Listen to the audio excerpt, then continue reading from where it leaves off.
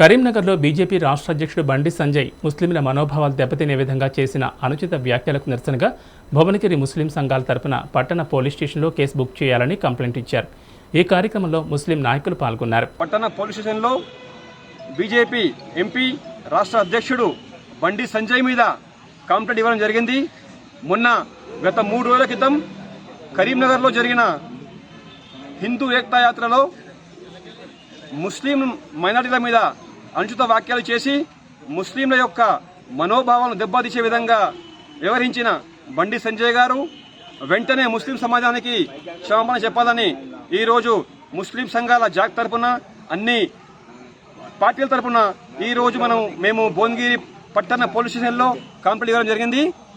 మొన్న బండి సంజయ్ గారు మాట్లాడుతూ తెలంగాణ రాష్ట్రంలో ఉన్న మసీదులను తవ్వుదాము, శవాలు వెళ్తే మీవి, శివాలు వెళ్తే మావి, అదేవిధంగా తెలంగాణ రాష్ట్రంలో ఉన్న అన్ని మదర్సాలను రద్దు చేస్తామని, ముస్లిం మైనార్టీల యొక్క 4% రిజర్వేషన్ను రద్దు చేస్తామని, ఉర్దూ భాషను రద్దు చేస్తామని పిచ్చి కూతలు కూయడం జరిగింది.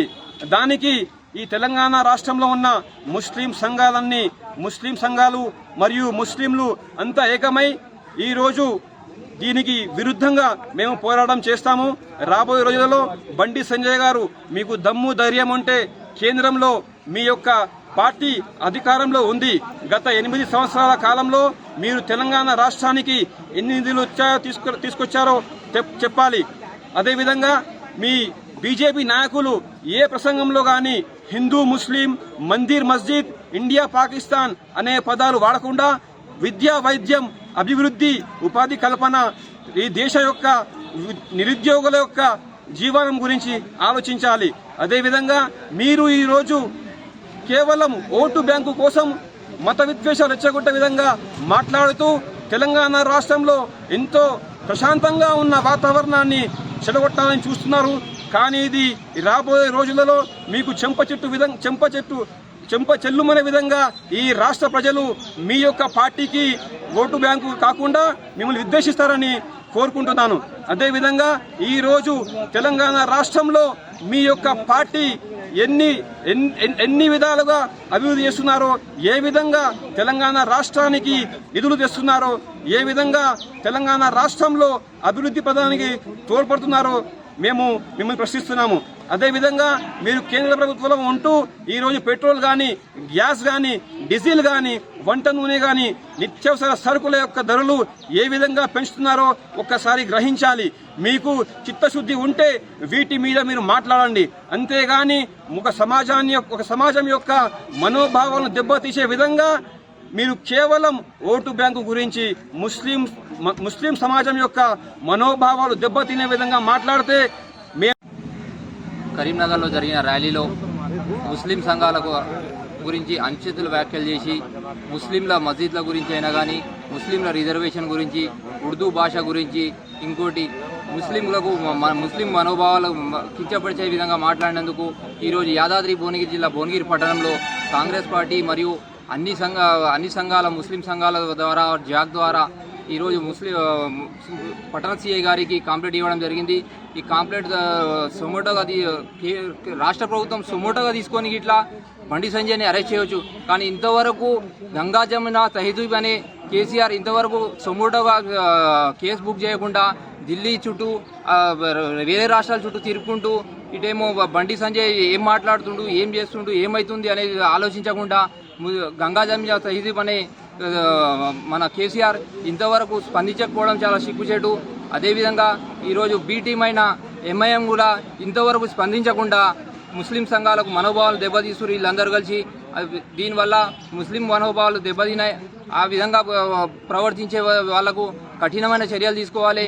ఏ విధంగా అయితే ఆ రోజు నిర్మల్లా అనుచిత వ్యాఖ్యలు చేసిన అక్బరుద్దీన్ మీద ఏ విధంగా అయితే కేసు బుక్ చేశారో అదేవిధంగా బండి సంజయ్ మీద కేసు బుక్ చేసే వరకు ముస్లిం సంఘాలన్నీ పోరాడుతూనే ఉంటాయని హెచ్చరిస్తున్నాం.